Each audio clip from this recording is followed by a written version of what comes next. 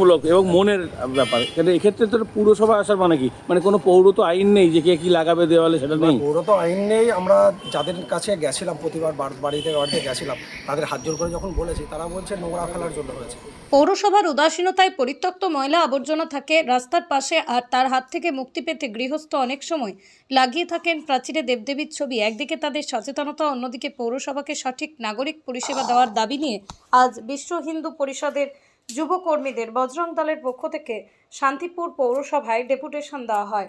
কর্মকর্তাদের দাবি, এর আগেও তারা সচেতনমূলক কর্মসূচি হিসেবে এই ধরনের দেবদেবীর ছবি লাগানো গৃহস্থ পরিবারগুলি অবশ্যই সনাতন হিন্দু, কিন্তু কিছুটা হলেও সচেতনতার অভাব দীর্ঘদিন ধরে পুরসভাকে জানিয়েও ময়লা পরিষ্কারের ব্যবস্থা হয়নি, আর তার জন্যই ভুল হলেও পরিস্থিতি থেকে মুক্তি পেতে কিছুটা অন্যায় করতে বাধ্য হয়েছেন বলে জানিয়েছেন তারা। তাই সমস্যাটা গোড়া থেকে নির্মূল করতে আজ পুরসভায় আসা। তবে সংগঠনের সদস্যরা আশাবাদী, একদিকে মানুষের সচেতনতা বাড়বে, অন্যদিকে পৌর পরিষেবার প্রথাও নজর দেবে পুরসভা। অন্যদিকে পুরসভার চেয়ারম্যান জানিয়েছেন, বাড়ি বাড়ি সাফাই কর্মী নিয়মিত পরিত্যক্ত ময়লা আবর্জনা সংগ্রহ করে থাকে।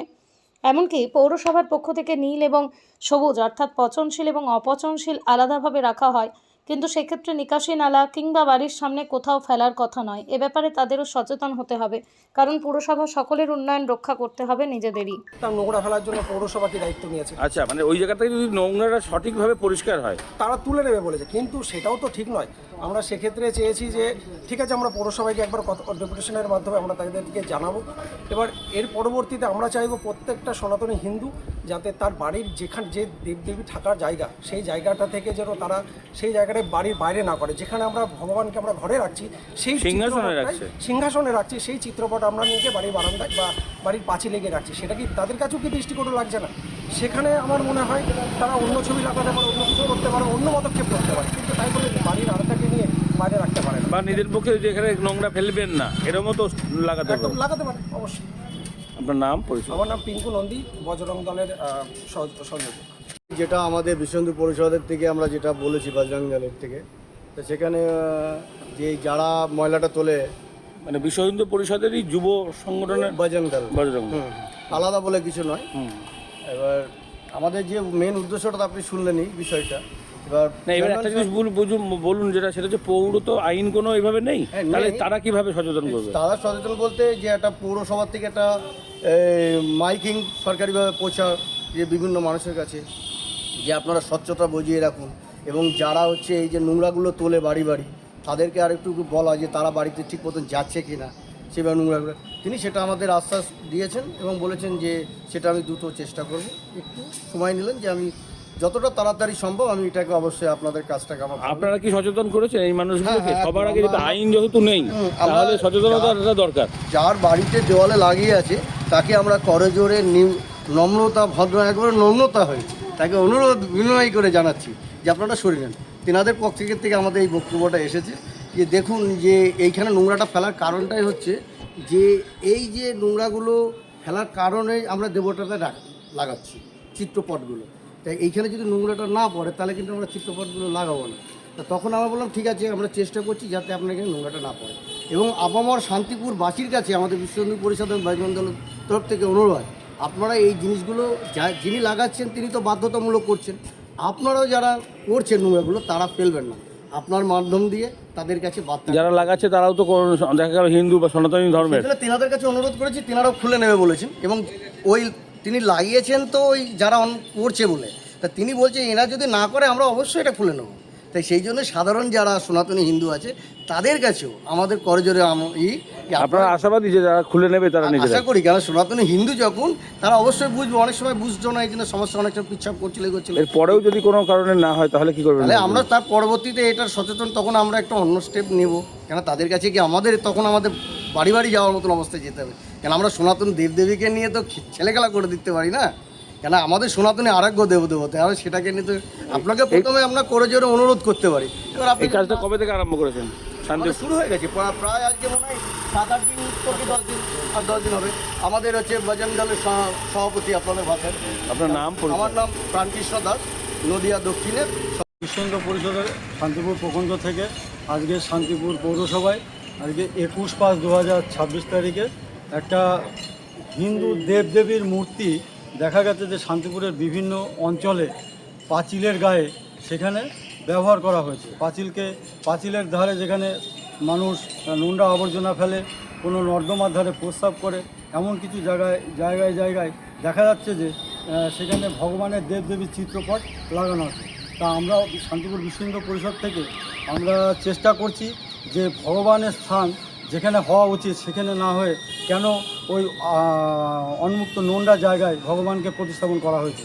তা আমরা শান্তিপুর শহর সমস্ত নগরবাসীকে আমরা সচেতনতার মাধ্যমে বলতে চাই যে আপনারা অন্ততপক্ষে হিন্দু দেবদেবীর মূর্তিকে অবমাননা করে ওরকম পাঁচিলের গায়ে না লাগিয়ে আপনাদের মূর্তি যেখানে স্থাপন করার দরকার সেখানে স্থাপন করুন।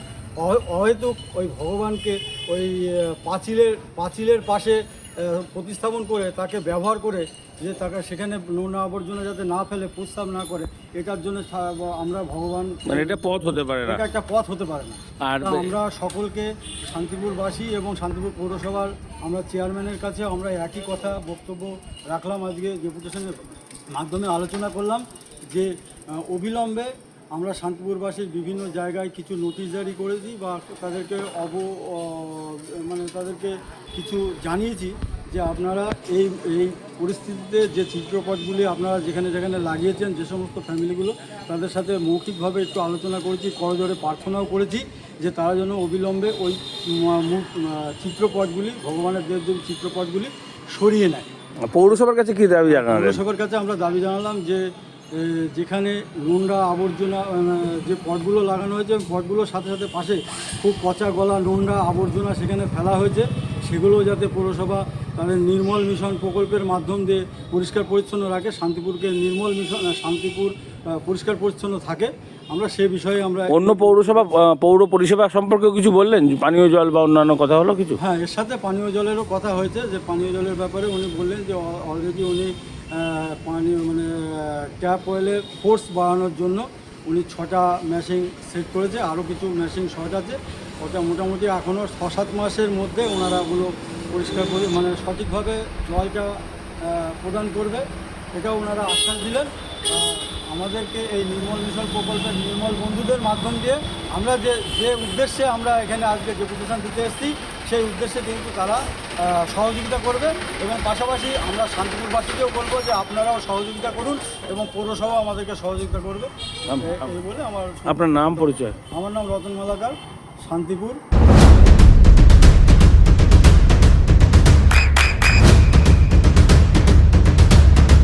বৃষ্টিতে স্বস্তি।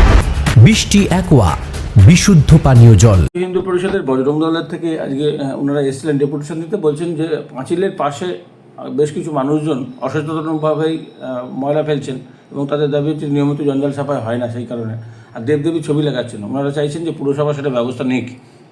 কীভাবে? বিষয়টা হচ্ছে পৌর আইনের মধ্যে থেকে যেটা সম্ভব আমরা নিশ্চয়ই সেটা চেষ্টা করি।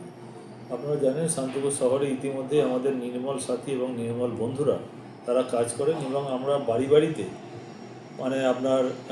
বিভিন্ন রকম আমাদের সবুজ বালতি এবং নীল বালতি দিয়েছি বিভিন্ন আবর্জনা সেই স্থানে ফেলার জন্য। আমাদের যারা নির্মল বন্ধুরা যারা যান প্রতিনিয়ত তারা কিন্তু সেই বাড়ি থেকে কালেকশন করেন। তারপরেও কিন্তু সাধারণ মানুষ অতিরিক্ত কিছু মাল রাস্তার মধ্যে ফেলে দিচ্ছে। এটা আমি সাধারণ মানুষের কাছে আহ্বান এবং অনুরোধ জানাবো, আপনারা পৌরসভার সঙ্গে সহযোগিতা করুন, কারণ নির্মল শহর গড়ে তুলতে গেলে শুধু পৌরসভার একার পক্ষে কিন্তু সম্ভব নয়, সাধারণ মানুষকে এগিয়ে আসতে হবে। আমি যারা আজকে বিশ্ব হিন্দু পরিষদের যে সমস্ত প্রতিনিধি দল আমার কাছে এসেছিলেন তাদেরকেও আমি বললাম, আপনাদের পক্ষ থেকেও আমরা মানুষের কাছে একটু অ্যাওয়ারনেস করুন, যাতে মানুষ যাতে নির্দিষ্ট জায়গায় তার সেই মালটা যেন গার্বেজগুলো, বাড়ির যে আবর্জনাগুলো তারা যেন সঠিক জায়গায় বালতির মধ্যে তারা ফেলেন। আমাদের যারা নির্মল বন্ধুরা বাড়ি গিয়ে কালেকশন করতে যান তাদেরকে একটু সহযোগিতা করতে হবে এবং অতিরিক্ত জিনিসগুলো যেন রাস্তার বাইরে যত্রতত্র ফেলা না হয় এবং তাদেরকে এই সমস্ত বিষয়গুলো জানানোর পরে তারাও বলেছেন না নিশ্চয়ই আমরাও সেই বিষয়ে সহযোগিতা করব। আমরা মানুষকে অ্যাওয়ারনেস করব যাতে মানুষ সেই অভ্যাস থেকে, পুরনো অভ্যাস ত্যাগ করে নতুন অভ্যাসে সরকারের সঙ্গে সহযোগিতা করেন, সেই বিষয়গুলো তাদেরকেও আমি জানিয়েছি। এটা কি ঠিক যে বাড়িতে সংগৃহীত হয় না বলেই তারা বাইরে ফেলে নাকি?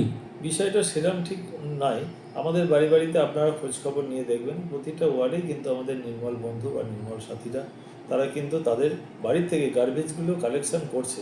তারপরেও কিন্তু কিছু মানুষ মানে সচেতন মানুষ নয়, তারাও কিন্তু অতিরিক্ত মালটা রাস্তার মধ্যে ফেলে দিচ্ছেন।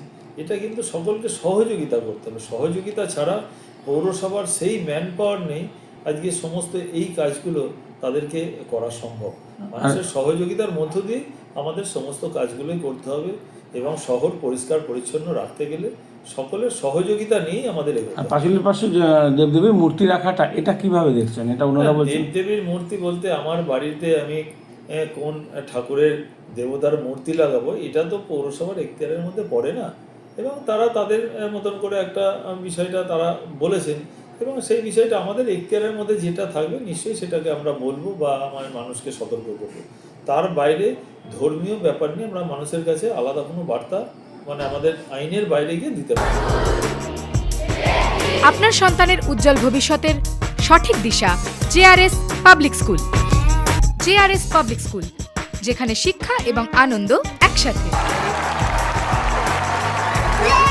JRS public school has an excellent team of teachers for the holistic development of your child. আপনার সন্তানের উজ্জ্বল ভবিষ্যতের একমাত্র ঠিকানা জেআরএস পাবলিক স্কুল।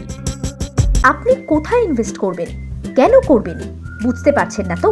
সঠিক গাইডলাইন পেতে আজই আসুন নদিয়ার চাকদাতে নিবেদিতা প্রাইভেট লিমিটেডে। Nivedita private limited, marketing and distribution service. Balcony বা সিঁড়ির রেলিং, মডিউলার কিচেন বা ড্রয়িং রুম, এক কথায় আপনার স্বপ্নের বাড়িকে করে তুলুন আরো সুন্দর। Chakdah ply centre, gorgeous look বা কোয়ালিটি সবে 3 number 1 Chakdah ply centre. Chakdah ply centre, KBM, Chakdah, Nadia. হোমওয়ার্কটা করেছো? হ্যাঁ স্যার। এ বাবা, ভুল করেছো কেন? চোখে কেমন ঝাপসা দেখছি, লিখতে আর পড়তে খুব সমস্যা হচ্ছে। চাকদার মডার্ন অপটিক্স থেকে ভালো চোখের ডাক্তার দেখিয়ে নাও। প্রতিদিন প্রকৃত চোখের ডাক্তার ও দৃষ্টি বিশেষজ্ঞ মডার্ন অপটিক্স চাকদহে। চাকদা অ্যালুমিনিয়াম সেন্টার, প্লাই, কাঁচ, laminates, kitchen fittings, door lock, window ও অ্যালুমিনিয়ামের খুচরো ও পাইকারি বিক্রেতা। চাকদা অ্যালুমিনিয়াম সেন্টার, পূর্ব লালপুর 50 নম্বর রেলগেটের পাশে, চাকদা, নদিয়া। নদিয়া জেলার সবথেকে বড় বিল্ডার্স চাকদার মা মনসা বিল্ডার্স, রড ও সিমেন্টের পাইকারি ও খুচরো বিক্রেতা। মা মনসা বিল্ডার্স, পদ্মবিলা, চাকদা, নদিয়া। রুম রে মাত্র 1500 টাকা থেকে স্টার, খাওয়া দাওয়া রিজনেবল প্রাইস। নদিয়ার একমাত্র 3 স্টার ক্যাটাগরি হোটেল এনবি সোনার বাংলা হোটেল, কল্যাণী এইমসের ঠিক উল্টো দিকে, কল্যাণী, নদিয়া। নদিয়ার একমাত্র অথরাইজড ডিস্ট্রিবিউটর ঘোষ কমিউনিকেশন, থানার মোড়, চাকদা